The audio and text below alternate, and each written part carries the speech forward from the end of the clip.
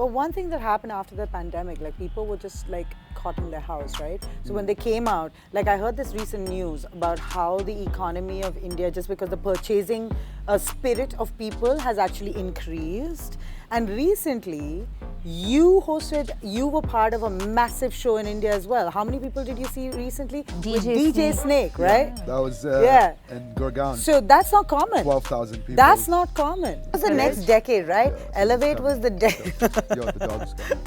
Oh, we have a dog. Yes! I've held on to This him. can be in the bloopers. Gooner will come in the bloopers. Definitely in the bloopers. Sorry, Gooner. Woo, We sorry, love you. I love you too. Hey.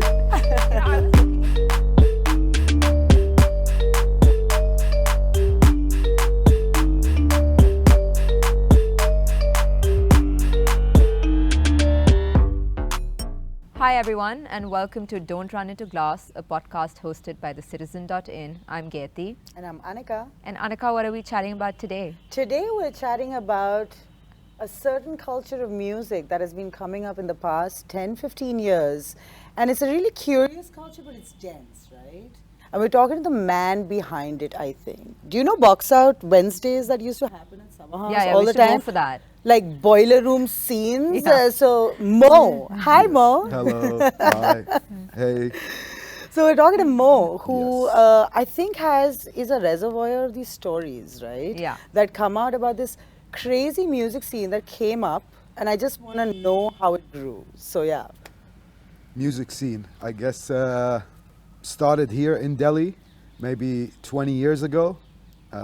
It used to be just that we would play music at people's house parties, after prom, after grad, and through that we met a bunch of like-minded people really early on that we started making music together. And initially it started with hip-hop, and it evolved over the last 20 years to what it is right now, which is more than just a genre. I don't work with one style only. I work with culture in general. But that's what you decided to start with, hip hop. Yeah, that was. And what year was this? This was 2001, Yeah, 2002. I was just going to say, I Yeah. think I've known you since 2001, 2002. And at that Yeah. point in time, you wouldn't have said that Mo was kind of like spearheading the scene. This was just, it grew organically. Like I Yeah. remember he used to like play at parties and like, there was this whole hip hop Oxygen. crew, Oxygen. What were the top RPM. spots of that early 2000s that we used to always go to? Nostalgic vibes. RPM, Chanakya Puri, Yes. Oxygen, Odyssey in Gurgaon. Yeah. Yeah, these Yes. were the spots. Say the clubs, That- say the clubs. Five, Oh, 500 rupees, all you could drink vibes. and you there know? was also this one very big club that had come up. Elevate. Elevate. That's where we That's do our right. first party ever, as officially as Aftershock Records on the 17th of August, 2007. That's the first time I appeared as a DJ on a poster, and it just said DJ Mo. And then I realized every Lebanese wedding DJ is called DJ Mo. So I had to get a bit innovative and find a way to extend my name to something more SEO friendly before even knowing what SEO was. And that's how it became MoCity.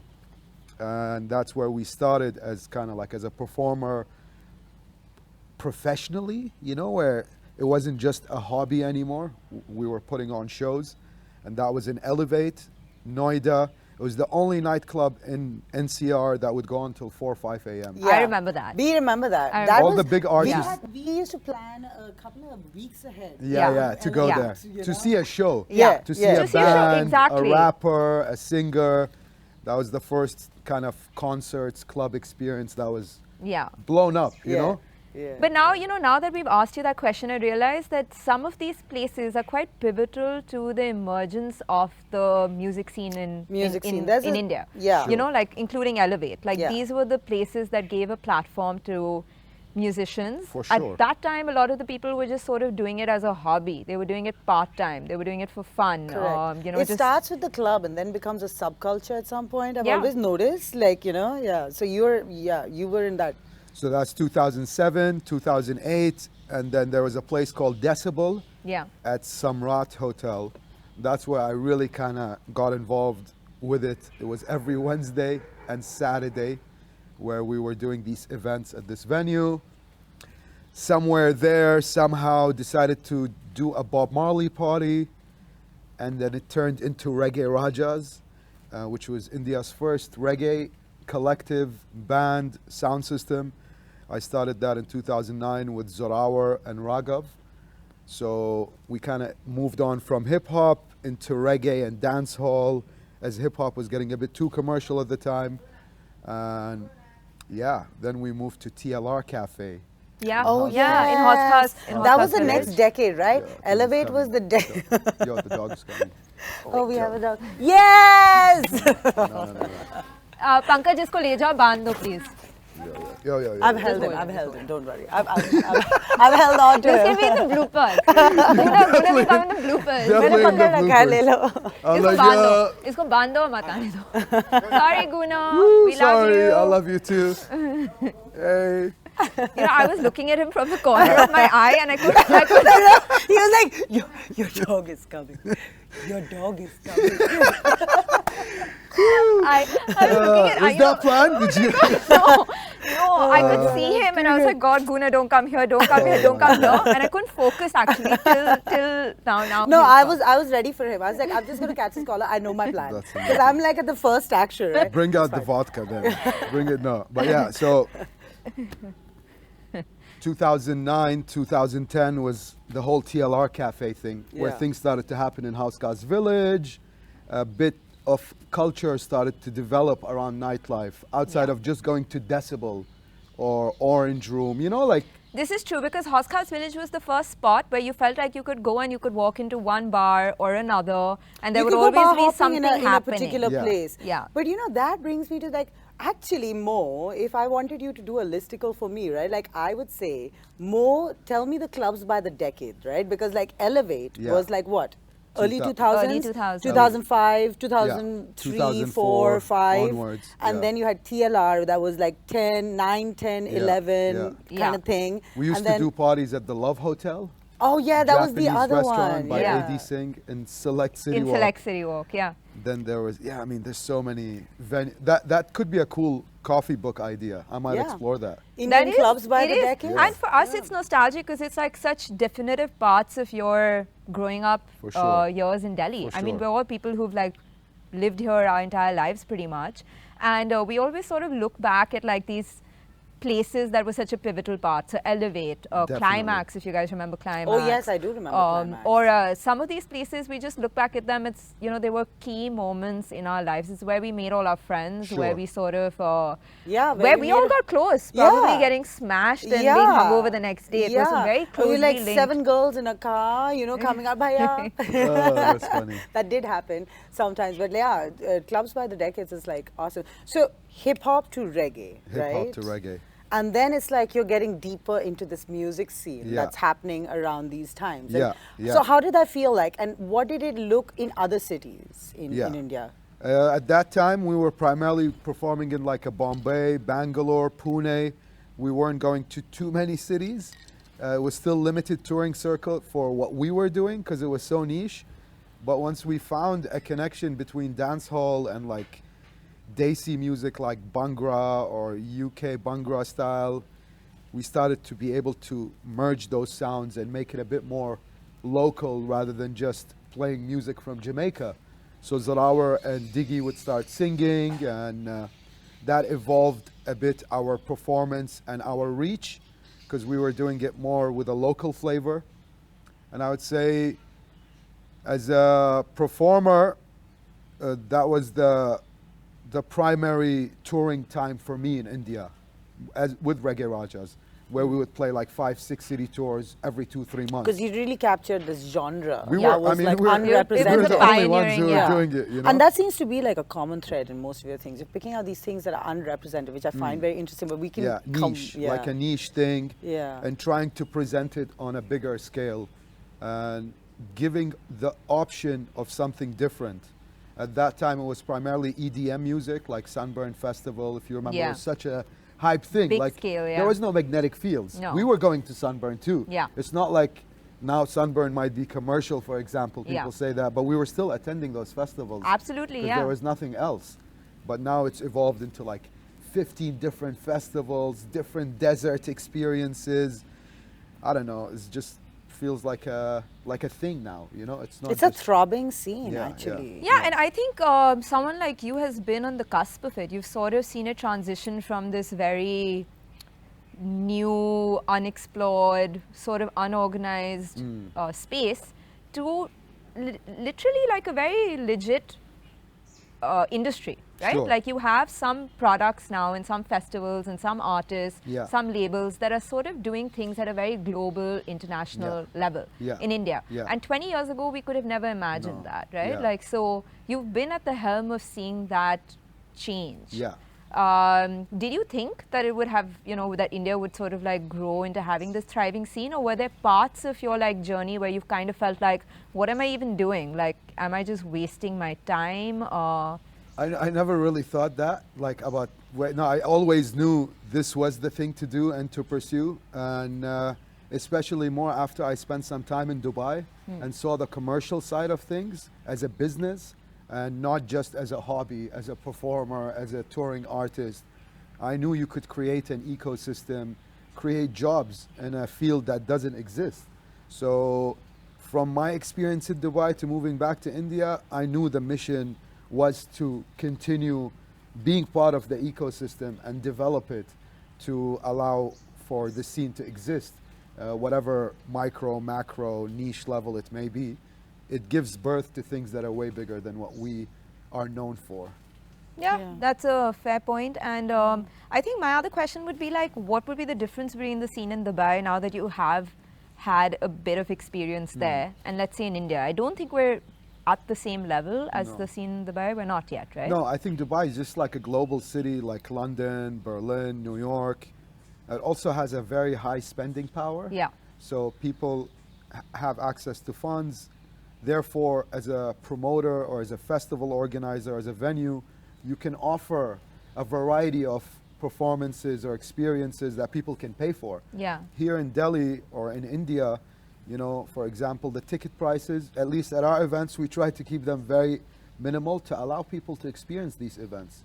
I'm not with the idea of selling a ticket for a club experience, anything above 500 rupees. Yeah, it's usually 500 rupees door entry. That's what it is. Reasonable, you know? But there are events here that are charging 5,000 rupees, for example. Then you're immediately alienating a lot of people, you know, who like are the largest population here to attend any of these events. That's why we're very mindful of where we do our events. Going back to the difference between Dubai and India, I feel like now it is a thing here too. Maybe 10 years ago it wasn't a full like ecosystem, or now there's labels, there's artist managers, there's multiple festivals, there's media outlets. Now it's a thing. So the difference before, we were just like exploring it, but now it's a job. Like we build culture, we put people on. But this is like, I want to like break it down, unpack this a little.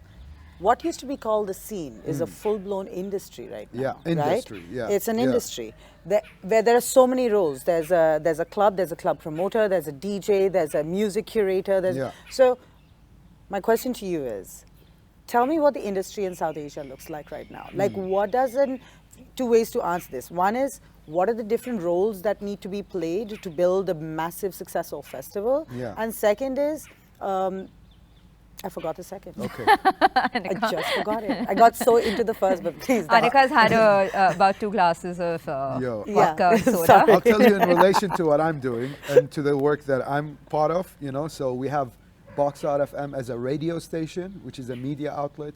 Under that, we created a record label to release the music.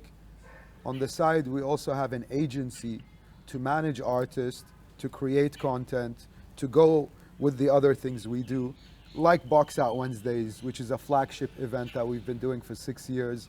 We've also recently launched a jazz festival, Jazz Weekender. Yes.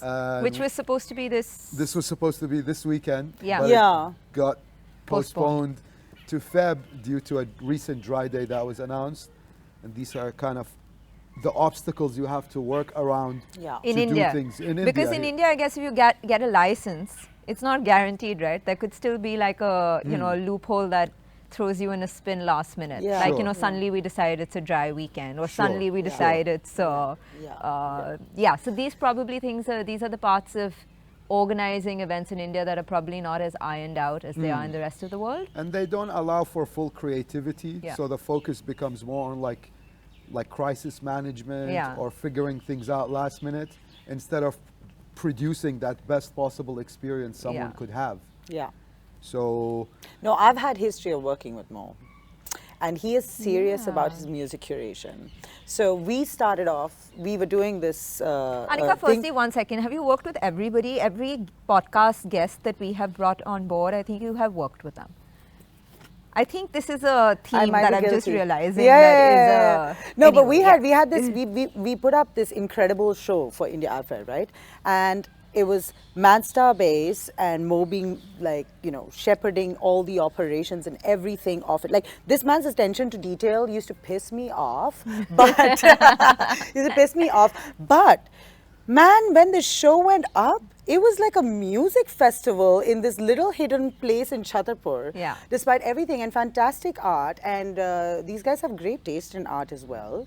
And they put up this show. And the music choices. So there was this guy called Diggin in India. By his Instagram name is Diggin in Nishan India. Mittal. And he was using vinyls and playing over there, And then we had Lush Lata, who played like I was dancing. But when I was organizing with this guy, right, he was incredibly professional. Like, once I called him and he said, he was coordinating multiple events at the time. And I said, I have a new idea. He's like, idea? Email it, girl. Yeah. And I was like, no, so there is, now it's becoming an industry because It of is. people like you who are like, let's do it right, Yeah, you yeah, know? yeah, yeah. And the music curation was something that they put together that was so appropriate to Yeah. the environment, almost like wabi sabi, right? And that brings me to understand, like, how do you also kind of explore? You're like an explorer of music in South Asia as it is coming up. How do you explore and choose the direction, and then this industry aligns to it, Yeah. Explore, yeah, I guess exploring through, like, I used to do a radio show, so through that I browse a lot of music. I have to present a 1 hour show every week, and the idea was to always keep things fresh. And I would say through the radio show I was able to discover a lot of artists, crews, collectives from all over this region that were not known, and be part of their journey becoming more known, or presenting them in a better environment. Like Digging in India, he's great at what he does. You just never seen him before that. Yeah. So all he needed was You're that. really finding these people, you're Yeah. finding the building an aesthetic of music. Yeah. It's easy to work with the best. It's easy Yeah, but to, that's boring. to just book To the hear biggest the same thing names. over and over again. But I would rather like put the people on before they like grow to that, and I guess we're always like a couple of years ahead of the God. scene or whatever sound or people might be into, so it's a gift and a curse, and you gotta take both sides of it and figure out how to balance it out, Yeah. because you see a lot of people succeed and you might not be part of that journey till the end. So you end up figuring out how do you learn from those experiences to improve your next relationship with an artist or a collective or a brand, or Yeah, we have noticed that. I think that's why we wanted to bring you on as a guest on this podcast, not just because of your own journey with your own music and Yeah. your events and, how you have grown in this space, but also the fact that you do seem to be giving back to the community in a way. You're looking out for artists that are starting out and giving them a platform, let's say at India Art Fair and things Yeah, like that. yeah. So there's a bit of both, there's your own journey as well as collaboration with other artists. And for me, I think what's linked to this observation is the fact that, like, there's an element of friendship in this entire community. Like, Sure. I got to Yeah. know you, not that I have anything to do with the music scene, but I got to know you as somebody who knew But friends you were of at mine. most of them. I was, I attend, But you were I attend there. everything. Hello. And I noticed now that, you sort of work with Madstar Bass, Reggae Raja, Sehaj, Yeah, Duelist. yeah, But yeah. you're all also friends. Yeah, yeah. And I just want to know a little bit about how that works. Where does the friendship help the creativity, and where does the friendship hinder the professionalism or help the professionalism? And is it, I mean, is it just that you guys look for like-minded people, or is it that musicians and artistic creative people can just get along with everybody? I think the last one, I'm not sure about. It's probably the most difficult to get along, you know, on a real level, especially if you want to do work that impacts slightly things bigger outside of your circle, you know? And for that, it really takes time and communication to stay friends and to stay working together, because a lot of the time we function on passion. So there's a lot of emotions involved in everything we do. So you have to kind of manage all of that.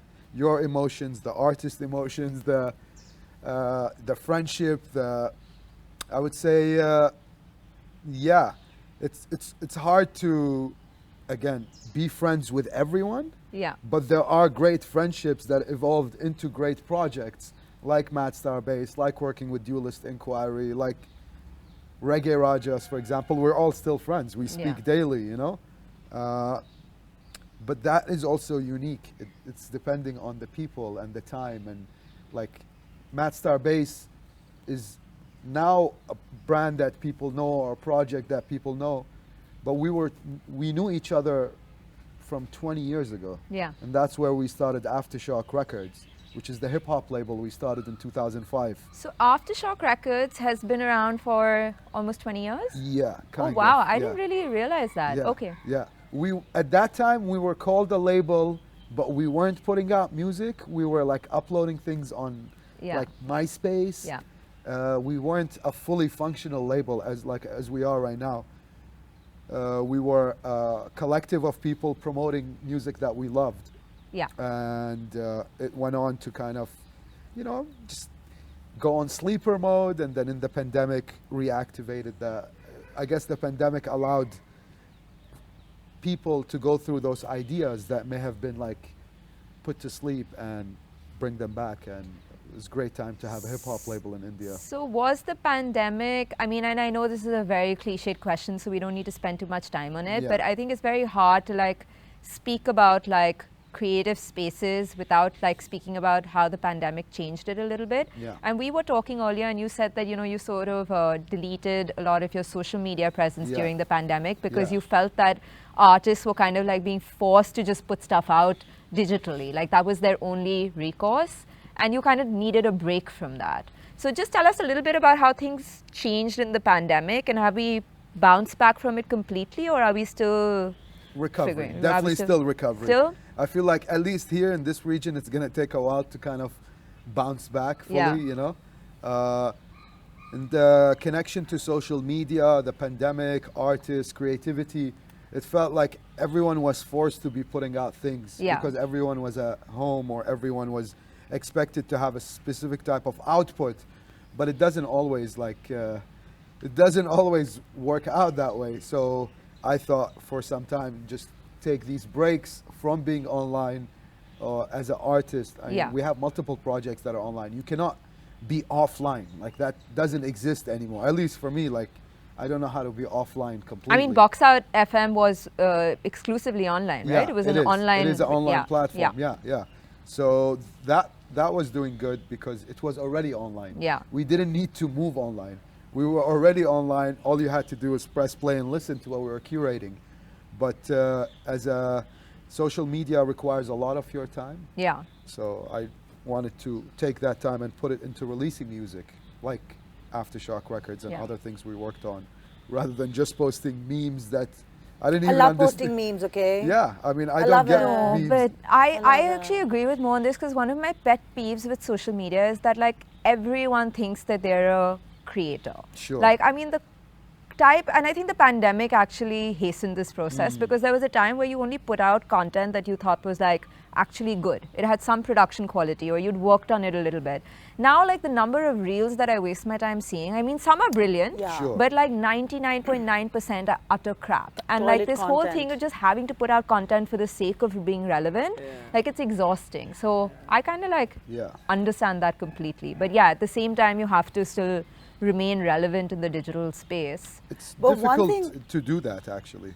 But one thing that happened after the pandemic, like people were just like caught in their house, right? So when they came out, like I heard this recent news about how the economy of India, just because the purchasing spirit of people has actually increased.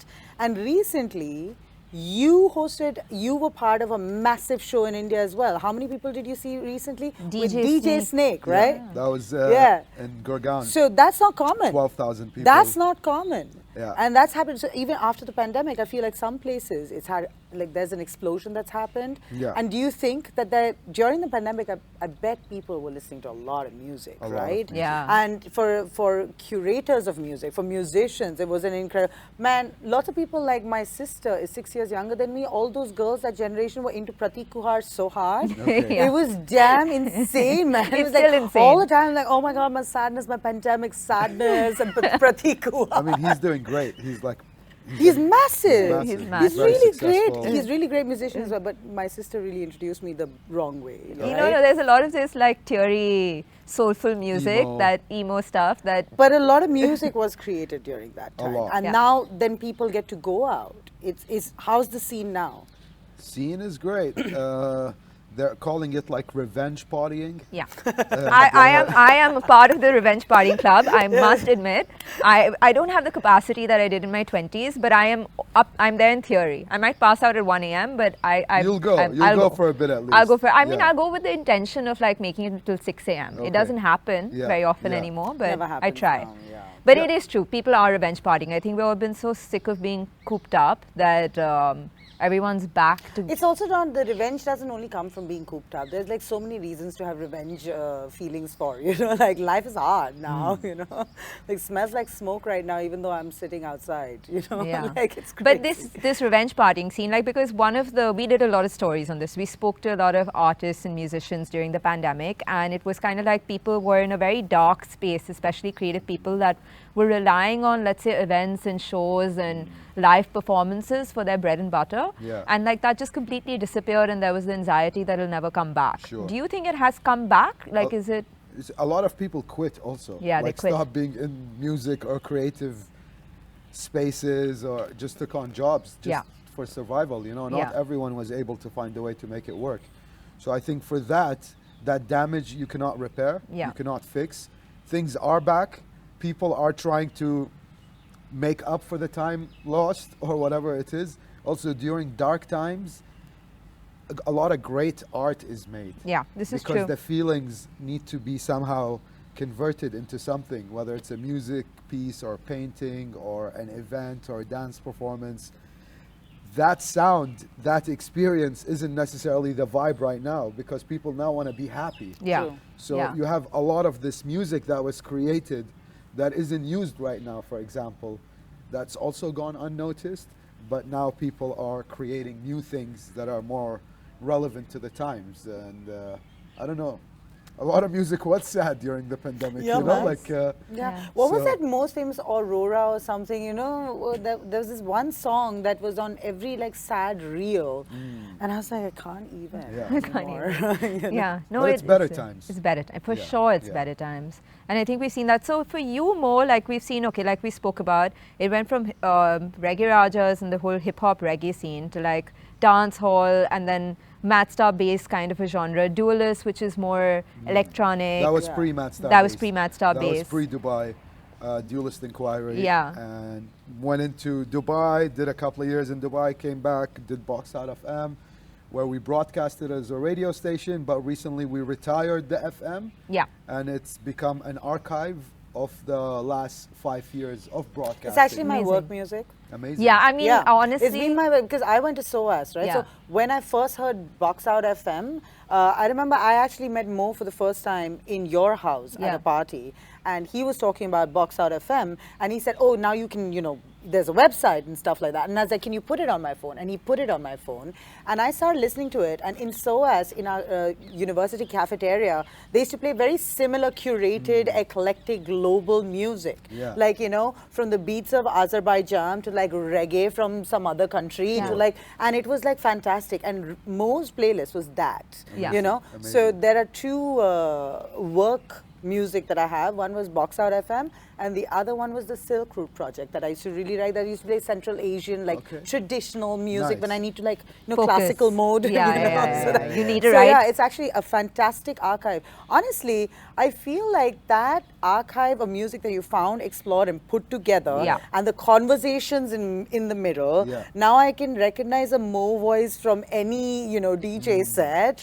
Because like I've heard it so many times, right? Especially it's a the Master fantastic Bass ones. archive, Where I'm man. shouting maybe or No, but it's The a Master fantastic Bass one. music library. It's It actually really, really great. I really appreciate And that I one. mean, during the pandemic, it was also really great to see some of the artists that we follow, like in your studio, DJing live, and because we didn't have access to this in real time, right? So having that sort of digital access really was very important during. It kept people together. Touch, it kept that sense of community, which is very even on the crucial. chat room or whatever, on the chat rooms. like people would interact. And for a while, people thought this was the future of partying. Like I had this conversation with my sister-in-law, like they run Bhavishwani, CC. Of course. So we had this conversation because they were locked. They were here during the pandemic, and they were like, "This is going to be the future of like partying. It might be online. It might be very well curated, excellent like sound and all of that."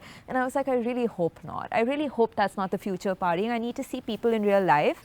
And thankfully, as the pandemic has lifted, we've realized that digital is not a substitute really for real life. They both have to exist together. And I think you've managed to do that really. You had Box Out, which was digital, it's online. And then you had Box Out Wednesdays, which were the, events that you did where there was that real life. It's like a boiler room vibe. Boiler room vibe, everyone grunging against each other, violently talking to each other, like, Wednesday chatter, Yeah. It was a vibe. It was a vibe of Delhi. Still a vibe. Yeah. We moved to a bigger venue. It's like at Oro Kitchen and Bar, it's like 400 or 500 people every Wednesday. So Summer House used to be a little smaller scale, but now it's like actually a club night, which is ongoing, it's thriving, it's on its own, it's a functional machine. I guess post-pandemic, as a collective, as an organization, we started to focus more on exporting music. Right. Because we spent the first 5 years archiving what's here.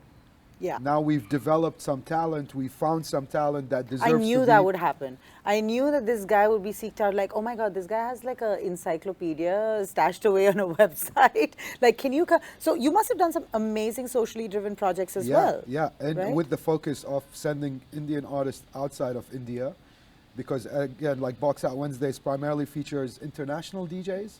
Like the curation of that is foreign DJs, different genres every week.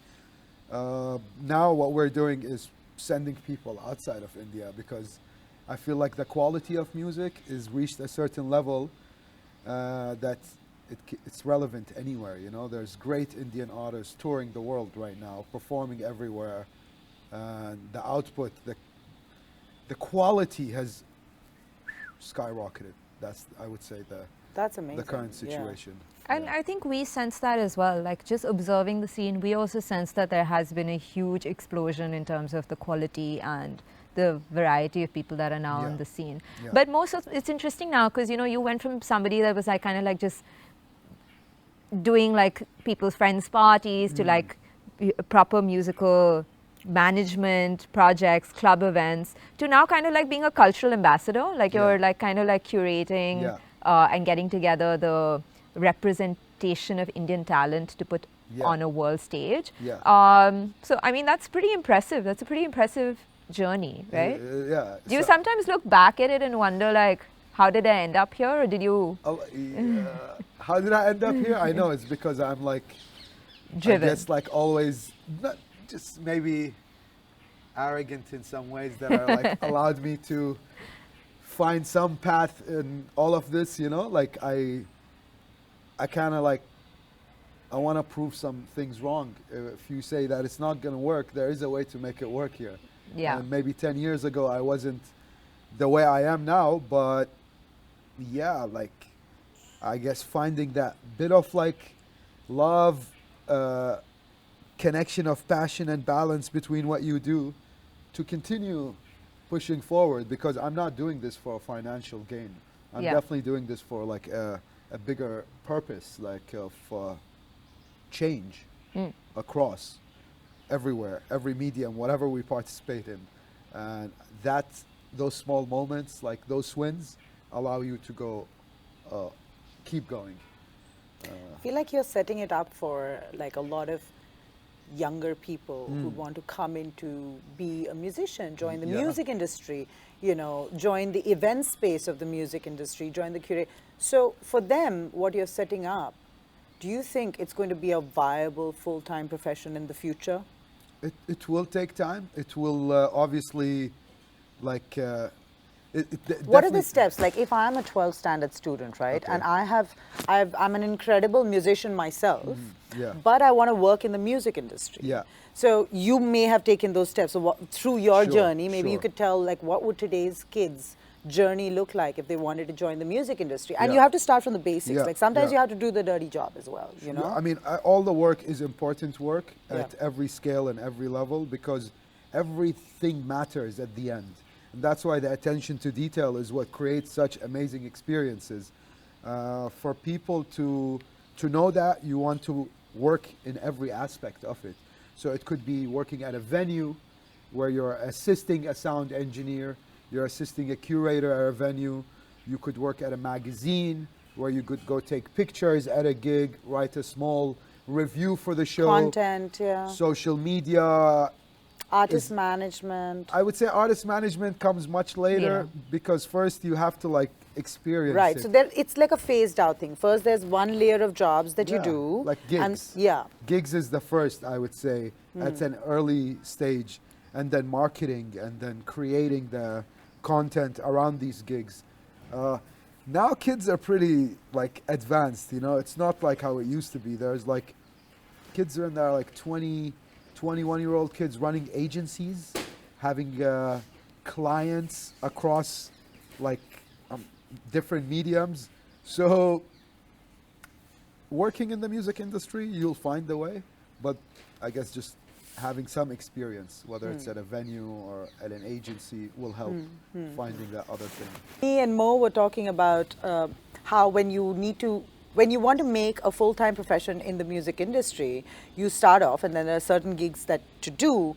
And while the dog came, me and Mo had a conversation and he told me something really interesting, that you should and try everything because you never know what you might eventually want to do. Yeah. So, and that was for you as well, that happened? Yeah, I did everything, but I also have to do everything because there's a specific type of like output and quality control that, you know, I don't know. I have definitely like some areas where I'm really good at, but there are some things that I'm still improving and learning.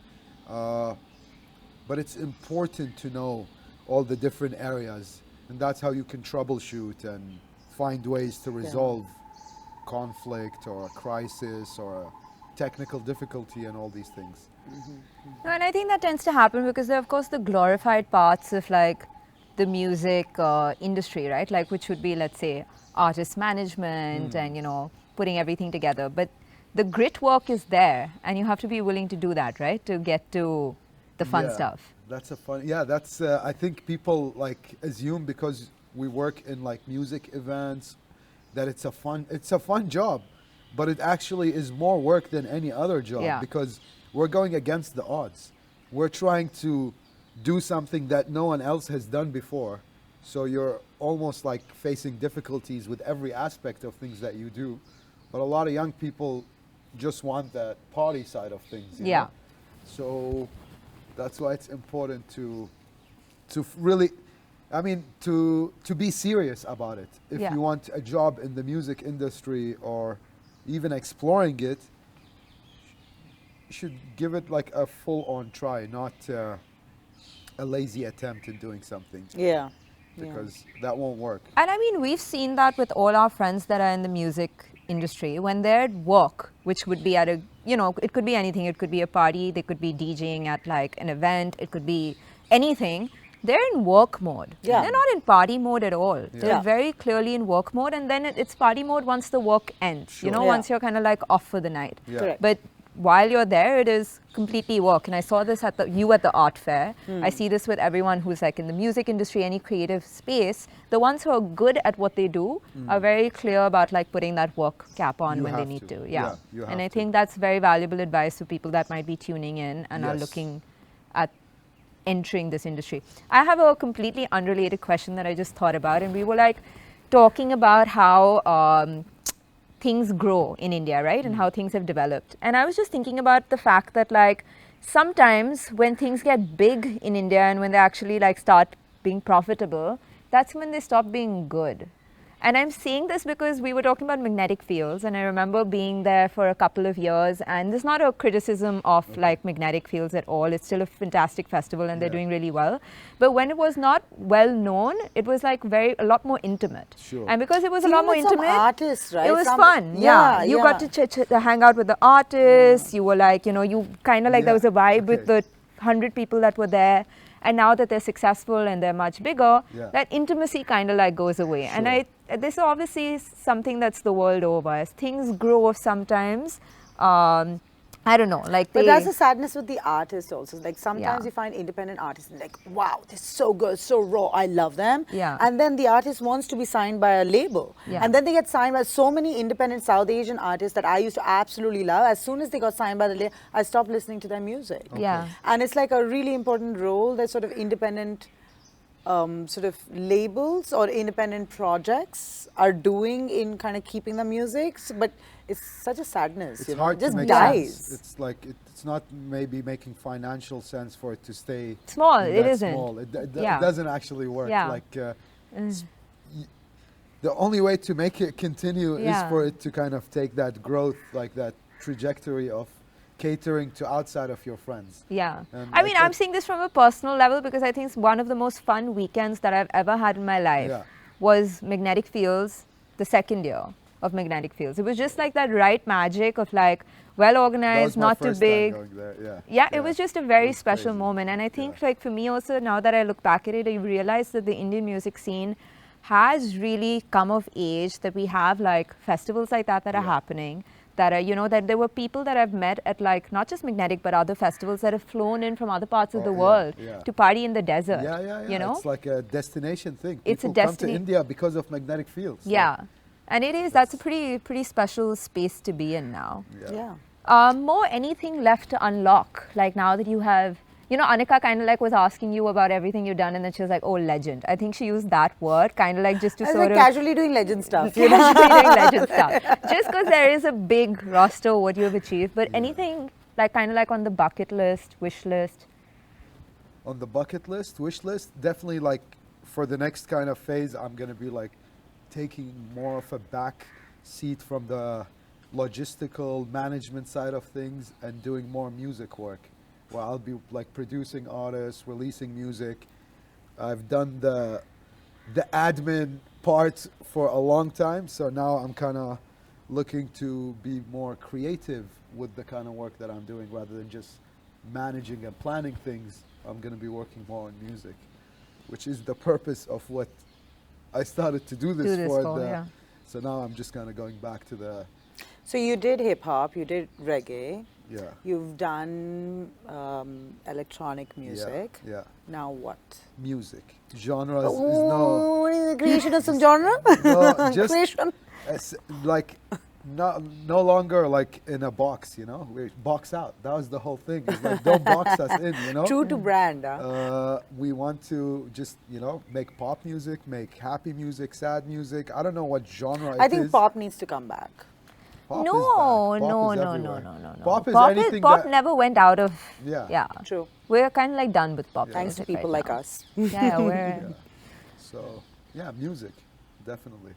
Well, that's a good space to be in. That you can say that like instead of doing as much of the admin stuff that I'm doing, I want to like. I have the time and the space and the capacity to... I'm going to make the time. Yeah, okay. I don't think he has the time. I think he has the time. He's been saying this thing about, I'm going to leave this and make some music. And this was earlier this year that I heard him say this to me. Yeah. And now, he's still saying this. So I don't think he has the time. He's a very busy man at our hands right now. I'm pretty sure he has 7 calls to, call back after this podcast. I know. It was the funniest when like Mo is walking in and he's like on the phone like coordinating an A event. voice message. A voice message.